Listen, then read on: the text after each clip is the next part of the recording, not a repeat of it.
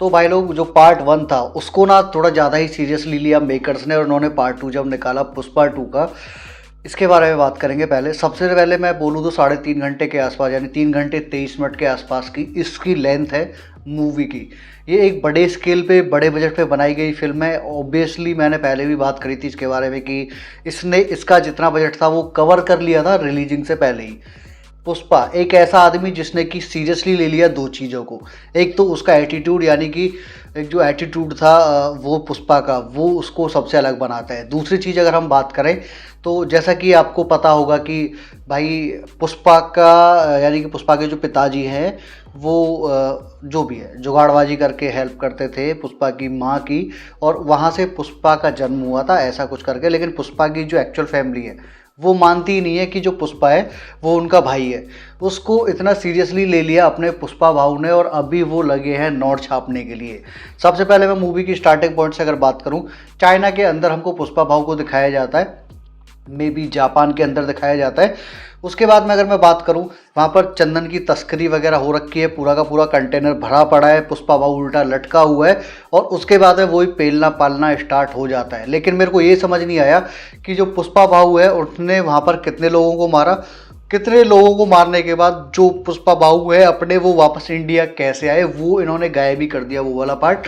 मेरे को लगता है पार्ट 3 में ये लोग दिखाने वाले हैं, क्योंकि इसका पार्ट 3 भी आएगा ही आएगा। इसके बाद में अगर मैं बात करूं, स्केल अब इतना बढ़ चुका है कि भाई साहब अब पुष्पा भाऊ गॉडफादर बन चुका है इस बिजनेस का भी और लोगों का भी। फहद फाजिल सर जो है पूरी तरह से कोशिश कर रहे हैं मिटाने की पुष्पा का नाम और पुष्पा का काम, दोनों के दोनों। लेकिन भाई साहब अभी वो चढ़ चुके हैं हत्थे पुष्पा भाऊ के। पुष्पा भाऊ ने बोला है कि तुम मेरा बाल भी नहीं उखाड़ सकते, जो कि फिल्म के अंदर देखने के बाद आपको पता भी लगता है। सच बोलूं, पूरी की पूरी फिल्म जब आप देखने के लिए बैठते हो, या फिर आप जब थिएटर जाते हो, या फिर कभी OTT पे आप जब देखोगे, सच बोलूँ 2 से 3 ऐसे मूवमेंट्स हैं जो कि आपको गूसबम्प्स देते हैं।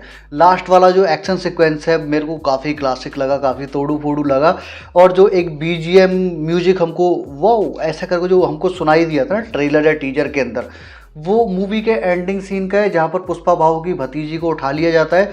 इमोशनली अटैचमेंट थी, एक फैमिली ब्लड था, फैमिली एक बाउंडेशन जो होती है। चाचा भतीजी को बचाने के लिए जाता है, क्योंकि भतीजी ही एक ऐसी शख्स है पूरे के पूरे परिवार में जो कि उसको अपना चाचा मानती है, जबकि उसके पिताजी उसके खिलाफ है कि पुष्पा तेरा चाचा नहीं है, हमारा कोई नाता नहीं है दूर दूर तक इससे। लेकिन फिर भी पुष्पा भाऊ रिस्क लेता है, और उसके बाद में वो मिनिस्टर वगैरह सब के विपक्ष में चला जाता है और उड़ा देता है वहाँ पर लोगों को। यहाँ पर जो पार्ट 3 है, पार्ट 3 के लिए इन्होंने सस्पेंस छोड़ा हुआ है। ऐसा अगर आप सोच रहे हो तो ऐसा कुछ नहीं है, लेकिन इतना तो इन्होंने बता दिया जो मंगल सीनू है उसकी जो वाइफ है वो, उसके बाद में अपने जो फहद फाजिल सर हैं, फहद फाजिल सर मिनिस्टर और ये सारे लोग मिल के ना एक पार्टी बन चुकी है इनकी, और ये सारे के सारे लोग जो है पुष्पा भाऊ को पेलने के लिए तैयार है इस बार। अब ये पुष्पा भाऊ को बस लपेटने के चक्कर में, जैसा कि मैंने बताया था।